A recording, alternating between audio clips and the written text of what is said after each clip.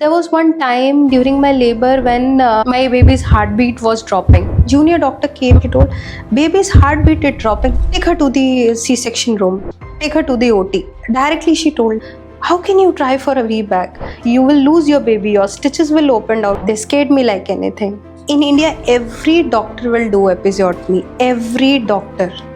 Every single birth, if you ask, they will do episiotomy and then only child will be born. They'll have like a 20 of stitches in their vagina. They offered to do episiotomy? They offered. When I was pushing hard, my baby was not coming out. Then doctor came, episiotomy karta hai, and I said no for episiotomy. I did not get stitches. This time whatever you went through, yeah, my girl should not go through that pain. What if everything you've been told about birth, about your body, about what's possible was challenged by one incredible women's story? Today, we have Isha with us, who will share how she went from a traumatic emergency C-section to an unmedicated, powerful natural birth. This is a story you don't want to miss. Welcome, Isha. Hi Deepika. Isha, tell us about your first birth. Like as usual, we also saw 2 pink lines. And then we rushed to the hospital. So there we went and we started consulting there. 9 months passed on like that. And when the 39th week crossed, doctor told me to get admitted today. And there was no emergency in my pregnancy. My pregnancy was very smooth. Okay. Suddenly she told, your baby's growth is almost over. Oh, in the 39th week. 39th week. Okay. So I was thinking like, okay, let's go with the flow, and whatever doctor said is correct, and okay, let's go. And we got admitted at 9 o'clock at night, and they gave me the gel. What gel? A gel they inserted in my vagina, and then labor started. Okay. Immediately within 15 minutes it started. Within half an hour or 1 hour, my baby's heartbeat started dropping. Okay. Isha, try to breathe more. They 1 or 2 times sister told, and there was no doctor in the hospital. Only a secondary duty doctor. My main doctor who asked me to come, she was not there. Okay. Post that, suddenly baby's heartbeat dropping more. So they broke my water. Oh, okay. With the hands, they broke the water. It was not like coming normal. So immediately they took me to the OT. Wow. And they did the C-section. It happened within 1 hour. Did the doctor tell you why she's calling you in at 39 weeks? Or did you have any contractions? There was no contractions, nothing. They told beyond 40 weeks we can't go. Hospital policy is you should deliver before 40 weeks. And we just went with her advice and we got admitted. We never did any cross questions also. Okay. We thought, yeah, doctor is saying correct. Right. And this was a C-section? It was a C-section. Okay. And it was a very traumatic birth experience. After that, I was completely on the bed for next, I think, 24 hours. And when I stood on my legs also, that time it was unbearable pain. And post that, my baby, I was not able to feed that properly because, you know, that C-section, you cannot sit on your own. Right. You need a support. I want to quickly touch base on the reason why they gave you in the hospital that you need to have a C-section in the first birth. Were there any reasons given to you? No, they didn't give any reasons for the induction. They just told your due date is about to come. You are still not having the labor. There are no signs of labor. But if you're not getting labor, we will induce you. Okay. Yeah. Could you say no to that? I don't know that at that time, like we can say no to everything or anything, which we will think like, okay, whatever doctor is saying, it's correct. Right. That's correct. So you should always say yes to the doctor. Right. Cross question sometimes in the risk phases we won't do, right? Okay, so tell me about your second birth now. Okay, so we started our journey with the first consultation.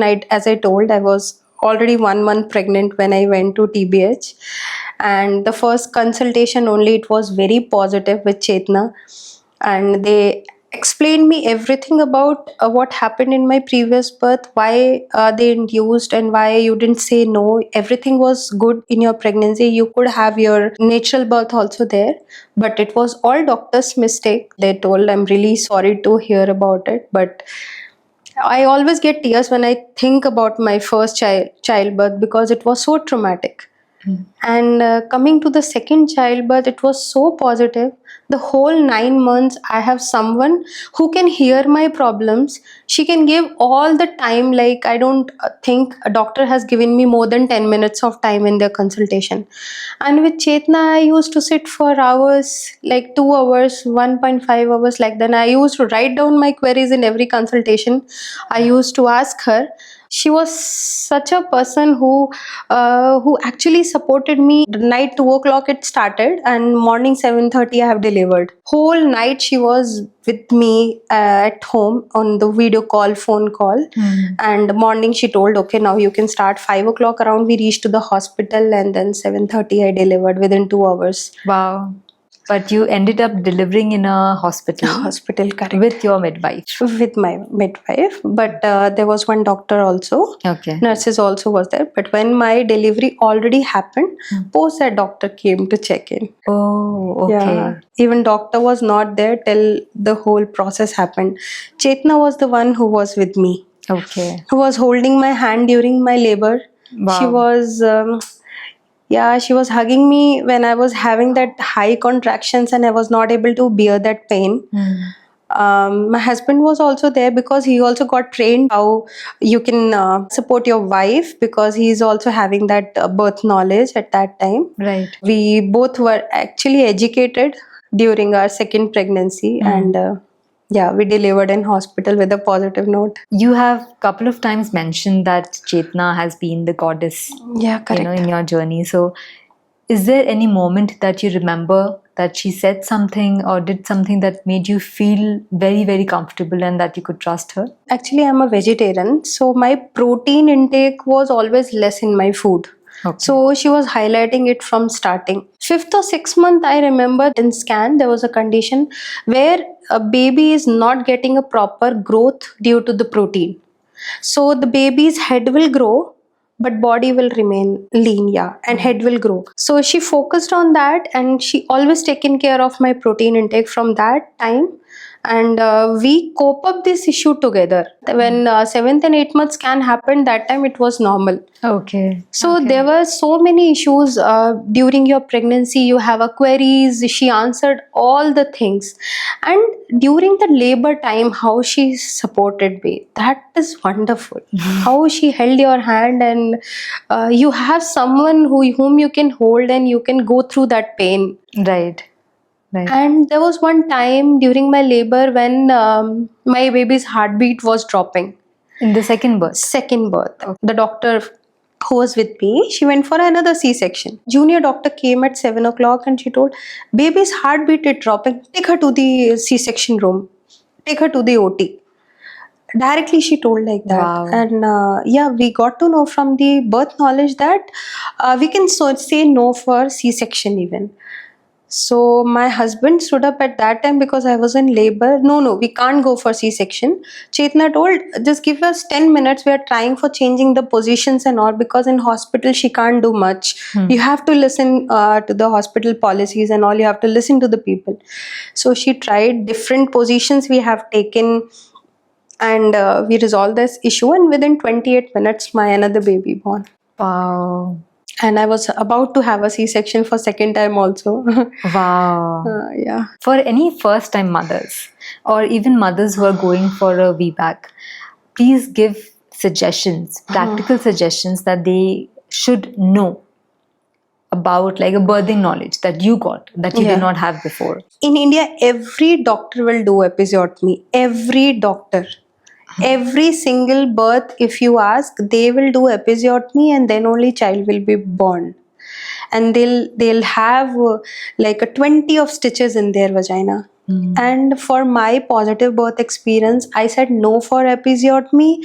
I did not get stitches. They offer to do episiotomy? They offered. When I was pushing hard, my baby was not coming out. Then doctor came, episiotomy karta hai, and I said no for episiotomy at that time. How did you say that? You must be in labor, in yeah, pain. because I was hearing everything. I was very worried about episiotomy. They'll do a cut in your vagina and then they will stitch it. Right. So I was very worried about it, and I told I'm pushing hard, but don't do episiotomy, please. Wow. It happened naturally. Naturally. Yeah. No stitches. No. And you also said 41 weeks, which is very unheard of. Yeah, in India. correct. So again, weren't you scared, and weren't like people around you telling you that, I think it's like beyond 40 weeks, you should not? You should not. Correct. Doctors also even say na 40 weeks हो गया अभी induce कर दो या फिर C-section के लिए date plan कर लो. But how did you say no to that? No, even Chetna was always telling we will wait beyond 40 weeks also. Okay. Because it's your first time your body is going into labor, and it will take some time. Okay. It will take some time. Nowadays, I see a lot of mothers who are okay going for a C-section. They don't mind a C-section. So what made you say that, no, I want a natural birth only? The main reason behind it is my daughter. My first baby was 18 months old, and I have seen my situation when she was born. So I told always my mom, like, if it's a C-section again, how will I hold her? Okay. Because for some days you can't hold the baby also, right? After C-section. Wow. For I think 4 weeks or 6 weeks, you can't hold a heavy weight. Oh, wow. So I don't want to take any support from others post birth. I've seen the difference. First childbirth, after that was completely on bed for 24 hours. And for the second birth, I get out from the bed after the birth, immediately they'd give me a bath. I started feeding my baby. I was sitting on sofa and I was feeding my baby. Wow. So it was it was completely normal. Childbirth happened and I was normal. Nothing happened to me. So your husband, tell me a little bit about how did he support and what he could do that made you feel like, no, I can do this. He always used to take leaves for the consultations. He gave me lots of time. He has taken care of my protein intakes. He used to exercise with me, and during the labor also I have seen that. Okay. So he was encouraging me. Yeah, head was coming out. You just bear the little pain more, and it happened. Okay, beautiful. Not all husbands I know, are even that strong enough to support their wives in this journey. So what do you think that changed, your husband in the second time around, where he supported you completely? Yeah, so what happened is my first baby born, I had a C-section, and it's a baby girl. So he became emotional and told, and whatever happened with you, it should not happen with my girl. So he became very emotional at that time. So he told, like, next time it should not happen with you. So he supported me in that way. Okay. Yeah. He told me this thing that first time whatever you went through, my girl should not go through that pain. Thank you for sharing. You told me about the fact that doctors try to scare you. What doctors said to you that made you, feel a little scared? Correct. So I started visiting the hospitals nearby my home. So I was going and consulting every doctor there. I asked, like, can I try for a VBAC? They told, how can you try for a VBAC? Your baby is just 2 years old, and your first C-section is before 2 years. You will lose your baby. Your stitches will open down. We won't ask you to try for a VBAC. During your labor, your stitches will open. You can lose your baby. That was the doctor's word who they told me. Wow. They scared me like anything. Wow. Even after hearing all those words, I was having some instinct in my mind, like, no, it is possible. Because once you hear from the doctors, you will think like, okay, maybe they are telling something correct only, right? Right. Yeah. So you'll get scared and you'll go for a C-section. Okay. I also think that, because you had Chetna, somebody that you completely trusted, and Chetna had the complete knowledge, right? She also educated you. Yeah. But at the same time, she was there to say that, no, don't worry about it. It will not happen. Your stitches will not break. Things like that. I think that is what is missing with a lot of mothers. because they don't have any caretakers to educate them. Correct. Are there any things that you can say no to in the hospital? Yeah. So when I reached hospital, I was in peak of my labor pain. So contractions were coming every 30 seconds. Okay. Okay, so they took me into the labor room with the on the wheelchair. Even I was not able to walk. I was in that condition that baby might come anytime. Doctor checked me and she told you are 3 centimeters, Okay. and it will take another 7 to 8 hours. And I was in a condition. How will I bear that pain for 8 hours? And when I reached to the hospital after 10 minutes, Chetna came. Okay, and I told her, Chetna, what they're saying again? 8 hours. How will I bear that pain? Right. It's very she told, okay, it will be fine only.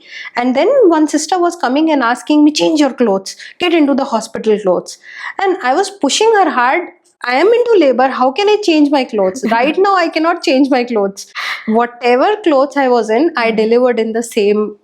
I did not wear the hospital clothes, hospital gown, whatever they are trying to Wow. do that. Yeah. Interesting. Okay. So as simple as that, you can say no to wearing their clothes. Yeah. Okay.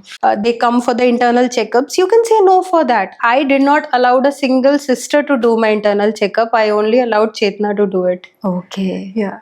Do you feel different after an empowering childbirth? Yeah, like I feel independent after that childbirth. I can do everything for my baby, for my both of the kids. I was not dependent on anyone else to do my daily chores. And yeah, your body is meant for doing it, right? And once you do it, you feel empowered. It's like you're a girl. Your body allows to do it. It doesn't require any induction. You are meant to do it, right? That is very empowering birth. I had an experience, and after that I feel empowered that I have delivered 2 more girls. Wow. Yeah, and I can guide my girls later on. Yeah, absolutely. Because I have that knowledge now. Right. Usually even my mom has all natural deliveries. My mom has 3 natural deliveries, but still she doesn't have the birthing knowledge. But because at that time it's not required that much. Right. Because doctors, you are in the safe hands when you are with the doctors. But in these days, when we are seeing the C-section rate is increasing like anything, Yeah. so you can't trust anyone. You should have that knowledge. And any message you would want to give to somebody who's planning a VBAC? In India, people think first C-section means next will be always a C-section, whatever it's a difference between 2 kids. If it's a 7 years of difference also, first and second child, they'll be trying for a C-section only. Doctors are not supporting for the VBAC here. And they told have a gap between 18 months. Okay. First and second child. Okay. So already my child was 18 months old, so I will be delivered after 9 months, right? Right. So yeah, so I was a good candidate for the VBAC, they told. Okay. You need a good supporter, care provider. You can search for that. If it's not in your city, you can search outside the city. One midwifery center is there in Kerala, I think. So couples are going there and getting delivered. So just try for it. Don't give up for the C-section. I think that in that case only we can empower the births. Okay. Yeah. Beautiful. Thank you, Isha. Thank you for sharing your story. Thank you so much for calling me. We live in a world that constantly tells us what motherhood should be, yet rarely shows us how to navigate it. This is Matcha with Mama. I'm your host, Deepika, and this podcast is your gentle invitation to pause. Here, we brew conversations that help you navigate your path, offering clarity, expert insights, and heartfelt, real stories. So if you're ready to peel back the layers, to find your purpose, and to nurture not just your family but your own soul, then welcome home. Take a deep breath, grab your warm cup, and let's begin. This is Matcha with Mama.